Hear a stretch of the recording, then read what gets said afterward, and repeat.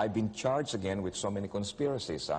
I was charged of bombings in Manila again last time while I was in Boston.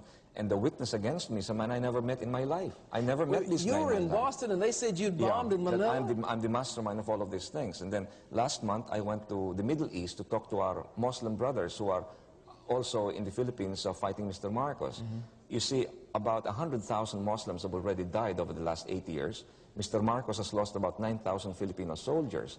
So I felt that I should do something to stop this killing, Pat. So I went to the Middle East at the request of the officials of the Philippine government to try to bring these Muslims to the government. And when I landed in the Middle East, headlines in Manila said, Aquino plotting another Holocaust with the Muslims in the Philippines. So all I wanted to do was try to bring peace. So anyway, I feel that there's a good Lord who watches over us, and truth will out. Sure does. And so I'll face the music, and I'll tell them exactly what has happened. You know, there was a possibility, don't you think, of a communist takeover in 72 or 3, or was that magnified out of proportion? It was magnified. There is a communist insurgency in my country, but it was not that big. However, I fear that if this continues, this corruption continues and this deterioration continues, people get frustrated, and in desperation, they might even cling to the radicals. Now, that's what we want to prevent among the moderates in my country. We're still pleading with Mr. Marcos, and we hope that the good Lord will enlighten him that the best way to bring our country back to democracy is to have clean and honest elections. And if he can win in a clean and honest election, so we rally behind him. But we believe that a government, to be legitimate, must have a clean and honest election. So that's the fundamentals of our democracy. Sure. So if we can have a clean and honest election, and the people choose him, well, then we support him, and we will all be united behind the man that the majority chooses. Tell me about your relationship with the Lord in this solitary thing. Something unusual happened spiritually to you.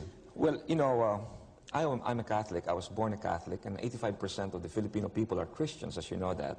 But we never really read the Bible as Catholics. I don't know why. And we were instinctively Catholic. We believed in God. But as a young man, I had no time for God. I was too busy with my politics. I was moving on, and I thought I was self-contained. I thought, you know, on my own steam I can make it. I only went to God when I needed His help, when the votes were coming in, and I'd say, Dear Lord, help me. But when the votes are in, I forget the Lord. But when I was placed in deep solitary confinement, nobody to talk to, I became desperate. And here I started to question the fundamentals of my belief. Firstly, is there really a God? I began to doubt that. I said, if there is a God, why should I be here? What have I done? Why are the crooks all out? And so I asked the second question, was there a God when the children were gassed at Auschwitz, at Buchenwald, at Dachau? Where was He? Where is this God? And people are dying in the Sahel. And that was the doubt that assailed my mind. But then I felt, there must be a God, because then all of this suffering will be useless. I mean, if I'm suffering like this and there's no God, who will ever reward me? Who will ever pay me back? So there must be a God. So I felt then, maybe it's a fool's consolation, I had to even invent Him if there is no God, because that's the only way you can survive. Without Him, Pat, you'll never make it. And as St. Paul said, I'm strongest when I was weakest. Yes. And I became strongest when I was down there on the floor, in solitary confinement, alone, and it's only when He came to me that I really felt strongest. And therefore now, I have survived all of my vicissitudes because I know that there's this God interceding for us. I understand that you had Thomas Kempis' yes, Invitation I had of the Christ. Invitation of Christ, but the book that really encouraged me to go into deeper thinking is Chuck Colson's Born Again. Oh, yes. You know, I read this book and I said, oh, this guy is just a phony, you know, it's a gimmick. He was a Nixon man and he wants to use this, you know, to win the good graces of people. And I read this, but the more I read it, and I saw it there, he said, if you sit down with a yellow paper and write down your blessings as against your heartaches and frustrations, you will always know that you're always ahead. But the tragedy with us human beings, we only remember God on the negative way. Yes. We know Him when we're suffering. But what about the daily gifts that He gives us? The family, the children, the food, employment. We don't count that. So it was Chuck Colson who opened up my mind to this. And then I saw him in your program. So I started reading. So one day I was flying from Boston to Washington. And here's this man sitting down beside me in the plane. And I looked over and I said, excuse me, are you Mr. Colson? He said, yes. Well, how did you know me? I said, I saw you in 700 Club and I read your book.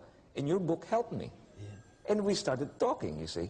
And it was this man who showed me the way, and I told him I must apologize. I said, because, you know, when I first read your book, I thought you were a phony and you're a gimmick. But now that you're in your prison fellowship, really dedicating yourself to the Lord, I said, that's the greatest thing. And you know, I said, Chuck, I want to make a confession too. God gave me a gift, I said, a gift to articulate that brought me to the pinnacle of political power. I promised him in prison, I said, that if and when I regain my freedom, I'd like to use this gift now to witness for him. And look, I'm here, Pat. I mean, a year ago, who would ever believe that I would be sitting down with you? I was watching you. I was in solitary confinement and the death sentence. Now I'm here with you. And this is a miracle. I mean, you know, it's one of those things. And the suffering did something, though. The suffering opened your understanding of God that you never would have had otherwise. Well, Pat, suffering can do two ways. It can break you or make you. All right. In my particular instance, I welcomed it as an opportunity. With this suffering, I knew that God cared for me. Because if he didn't care for me, he won't make me suffer. But I knew that when he gave me this suffering in solitary confinement, away from my children, they would come in the afternoon and visit me once a week. And when they left, you know, my heart would be broken. But it's only then that I really realized the value of my children.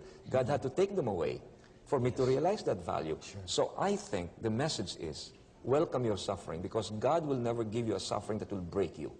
It's only a manifestation of his love, I think, that he makes us suffer to really realize him. Because when we are in glory, we don't know him. But when we suffer, we remember him. So I think that's the message. Well, ladies and gentlemen, Senator Aquino is, of course, in the Philippines, very well known, and around the world as a man who is a leader of an opposition and a leader of freedom in his country, and who has gone through extraordinary things. Some of you may not have been in solitary confinement in a prison for 7.5 years and had a heart attack and things like that. Some of you may have been, well, it may be a bad marriage. It may be a situation where people have spoken about you falsely. It may be a situation where you've done something. Somehow you've just been crowded into this, the life, and you can't stand it any longer. And you say, why? I was just reading today in the book of Job, where many people came and tried to give explanations of why these things happen. Why did God break down the hedge? Why did he let Job be afflicted? And out of it all comes one clear message. Job said, I heard about you with the hearing of my ears, but now mine eyes have beheld you. I behold you, and I abhor myself, and I repent in dust and ashes. And after that, God said, you are my servant, Job. It's because I loved you that I let these things happen, because I wanted to give you a deeper understanding of me. And having given you that, then I'll give you back these other things. And lo and behold, Job had twice the possessions that he had before. And he was given great honor and lifted high. But there was a moment of testing and trial that had to come when the enemy assailed him. But out of that came something much more precious than the gold and the honor.